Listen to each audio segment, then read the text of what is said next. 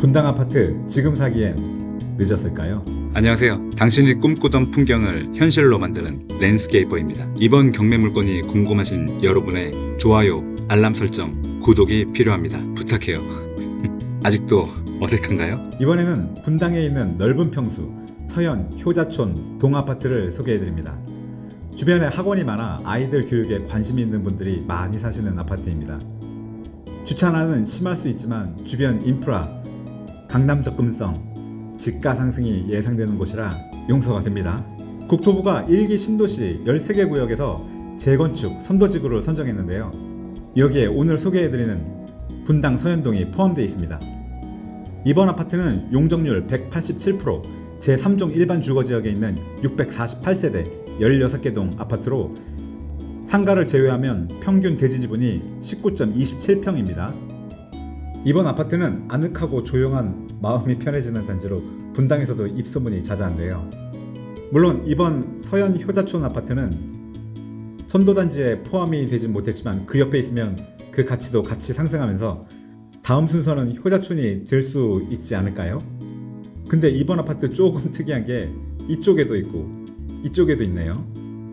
서현동 291번지 여기는 아파트 단지가 있고요.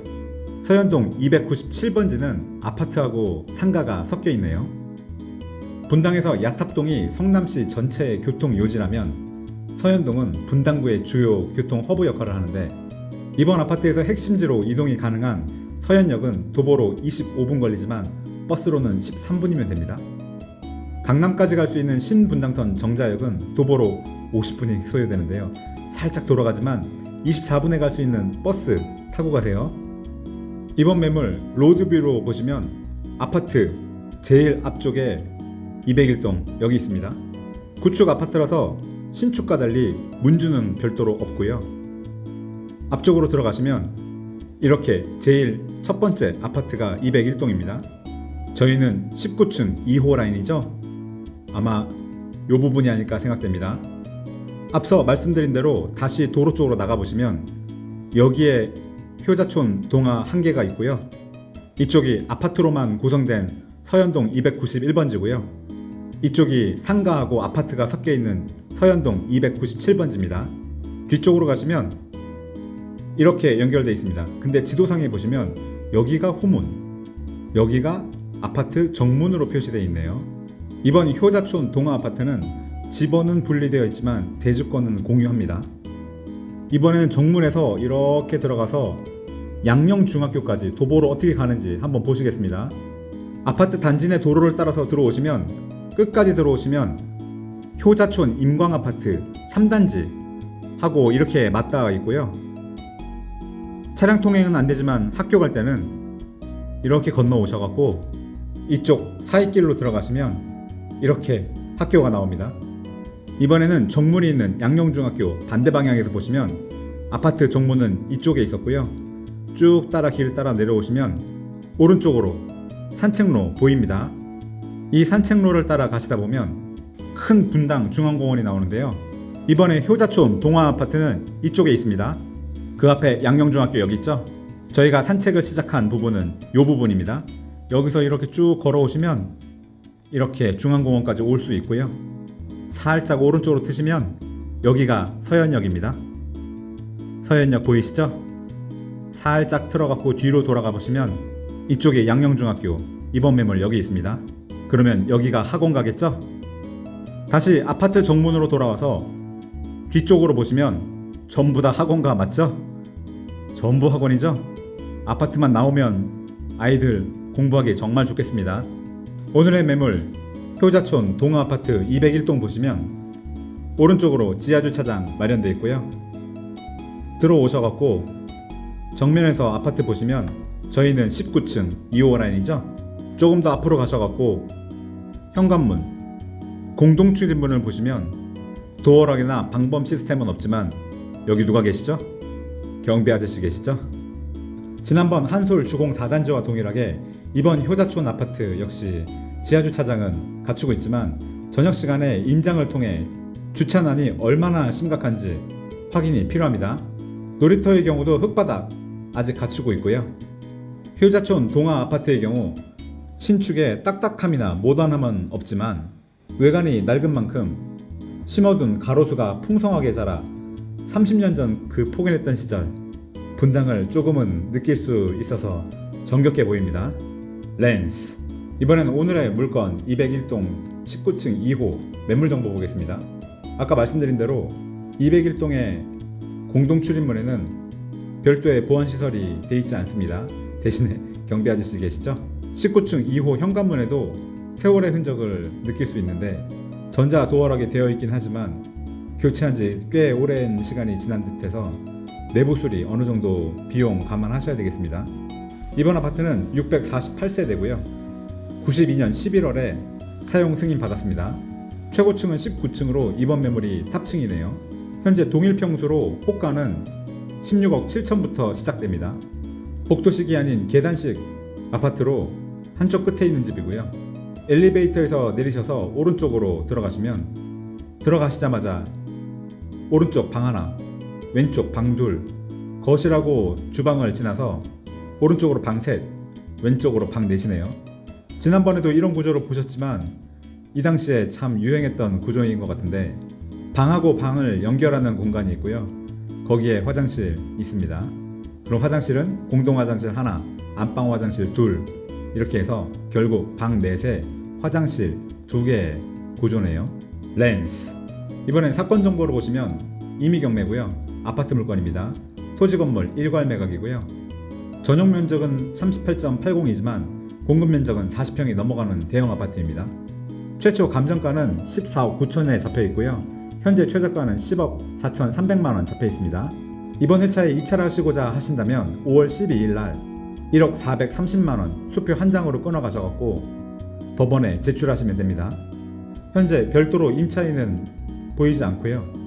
등기부상 권리를 보면 23년도 4월에 소유권 이전이 됐고요. 말소 기준 권리는 같은 날 설정된 분자상권이 말소 기준 권리가 됩니다. 이 이유로는 다 소멸하죠.